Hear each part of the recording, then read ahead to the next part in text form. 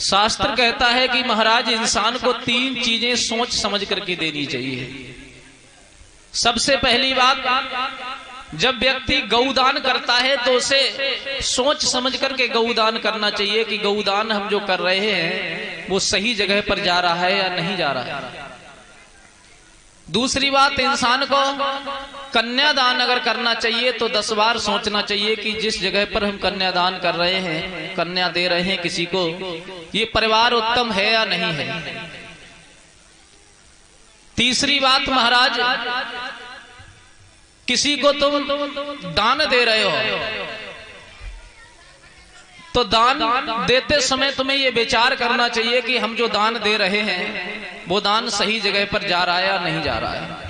अक्सर लोग ऐसा करते हैं कि अपने मन से तो ये सोचते हैं कि हम दान दे रहे हैं, लेकिन महाराज वो दान देते हैं लेकिन उन्हें पुण्य की जगह पर पाप मिल जाते हैं। कोई भिखारी तुम्हारे दरवाजे पे आया और तुमने उसे भिक्षा दे दी, पैसे दे दिए, और वही पैसे ले जाकर के उसने मदरा, मीट, मच्छी, जुआ, शराब में अगर उसने उड़ा दिए और उसकी हो गई मृत्यु उसमें, तो उसके पाप के भागीदार आप बनेंगे, क्योंकि आपके पैसा से ही उसने दारू पी थी और वो मर गया, तो उसके पाप के भागीदारी आप बनेंगे। आपने कहीं कन्यादान किया महाराज, कन्यादान आपने किया और कन्यादान करने के बाद में जो लड़की तुम्हारे यहां से गई है वो दुखी है, उसे कोई सुख नहीं मिल रहा है ससुराल में, तो उसे जो दुख मिलेगा उसके पाप के भागीदार आप बनेंगे, क्योंकि आपने उस चीज को विचार करके कन्यादान नहीं किया।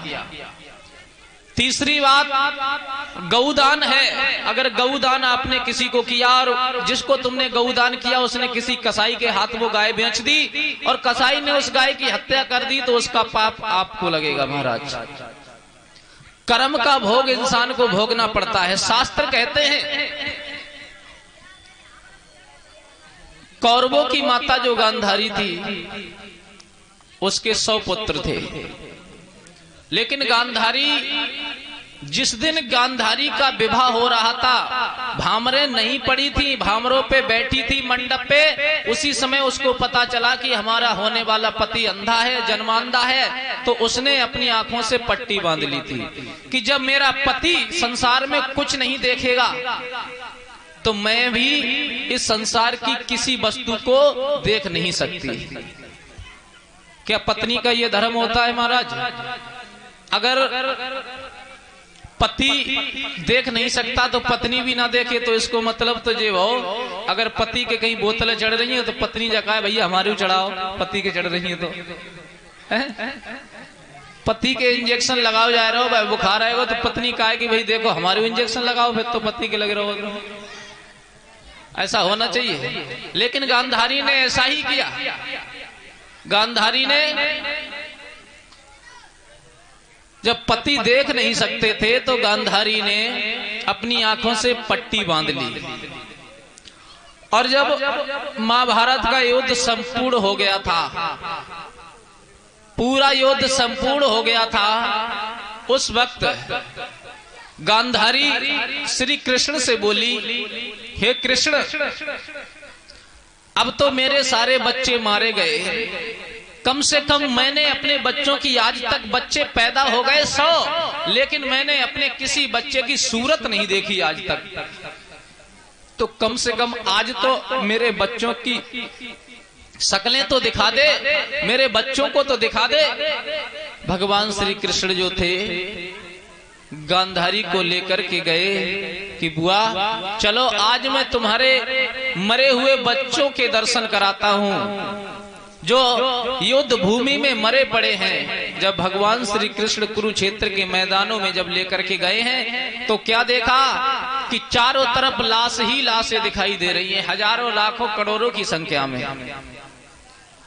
और जहां पर कौरव जो पड़े थे मरे, भगवान श्री कृष्ण गांधारी को वहीं लेकर के गए और कहा बुआ लो यहाँ पर आ गए और तुम अब देख सकती हो तो गांधारी ने अपनी आंखों से पट्टी खोली और चारों तरफ जब नजर डाली तो लाश ही लाश दिखाई दे रही थी महाराज। लेकिन तब तक गांधारी की नजर एक बेर के पेड़ पर पड़ गई। किस पे? बिरिया पे। और क्या देखा गांधारी ने कि इस पे तो बड़े सुंदर सुंदर बेर लगे हुए हैं। तो गांधारी, क्योंकि गांधारी ने अपने बच्चों को कभी देखा ही नहीं था कि मेरे बच्चे कैसे हैं, तो गांधारी ने जब हाथ बढ़ाया बेर तोड़ने के लिए तो वो हाथ नहीं पहुंचा बेर तक। तो गांधारी ने अपने ही बच्चे की लहस खींची महाराज, अपने ही बच्चे की जब लहस खींची और उस पर खड़े होकर के बेर तोड़ने लगी, फिर भी नहीं पहुंची। दूसरी लहस उसके ऊपर रख ली, फिर भी नहीं पहुंची। उसने सारे बच्चों की लहस का ढेर बना लिया और उन लहस के ऊपर खड़ी होकर के वो बेर जो थी तोड़ तोड़ करके खाने लगी गांधारी। और जब बेर खा करके बाद में कृष्ण से बोली, कृष्ण अब तो कम से कम मेरे बच्चों के दर्शन करा दे, मेरे बच्चों की लहसें कहाँ पड़ी हैं। भगवान बोले, बुआ जिन बच्चों की लहस पर तुम खड़ी हो ना, यही तो तुम्हारे बच्चे हैं, जिन पर तुम खड़ी होकर के बेर खा रही हो अपने बच्चों की लहस पर। गांधारी कहने लगी, अरे कृष्ण।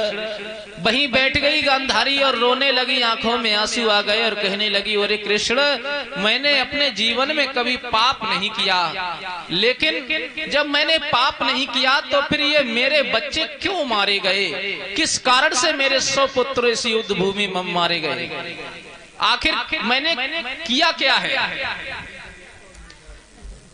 भगवान बोले, बुआ कर्म का भोग तो सब व्यक्तियों को भोगना पड़ता है और ये तुम्हारे कर्मों का भोग है। गांधारी बोली, देख कृष्ण मैं अपने 100 जन्म पिछले तक की जानती हूँ कि मैंने अपने जीवन में 100 जन्मों में कोई पाप नहीं किया। भगवान बोले, बुआ तुम 100 जन्म की जानती हो, मैं 1000 जन्म की जानता हूँ। तुमने 48वें जन्म में पाप किया था, वो कौन सा जन्म था। भगवान बोले, सुनो बुआ 48वें जन्म पर तुम एक राजा की बहुत सुंदर राजकुमारी थी जो तुम्हें देखने के लिए अप्सराएं तक आती थी, अप्सराएं तक आती थी। लेकिन बुआ जब तुम इतनी सुंदर थी तो तुमने ये कहा था कि मैं जितनी सुंदर हूं इतनी ही सुंदर बुढ़ापे तक बनी रहूं, कोई ऐसी औषधि चाहिए। तो एक वैद्य आया नगर में, उस वैद्य ने ये कहा कि हम तुमको सुंदर तो बुढ़ापे तक बनाए रखेंगे, लेकिन इसमें थोड़ा सा पाप होगा, हिंसा होगी। तुमने कहा कितना भी पाप हो जाए, कितनी भी हिंसा हो जाए, लेकिन हमें सुंदर बनना है। उस वैद्य ने कहा कि ऐसा करो 100 केचुओं को पकड़वाओ और उन्हें कुटवा करके पिसवा करके मल्लिम बनवाओ, उसमें मैं अपनी औषधि मिला देता हूं और इस औषधि को तुम लगाओगी, मल्लिम को तुम लगाओगी तो तुम बुढ़ापे तक सुंदर बनी रहोगी। ठीक बुआ, वही 100 केचुआ आज तुम्हारे गर्भ से पैदा हो गए और वही 100 केचुआ देखो आज तुम्हारे सामने मरे हुए पड़े हैं। इसलिए बुआ कर्म का भोग तो इंसान को भोगना ही पड़ता है। कर्म का भोग किसी से नहीं छूटा है, हर व्यक्ति को कर्म का भोग भोगना पड़ता है।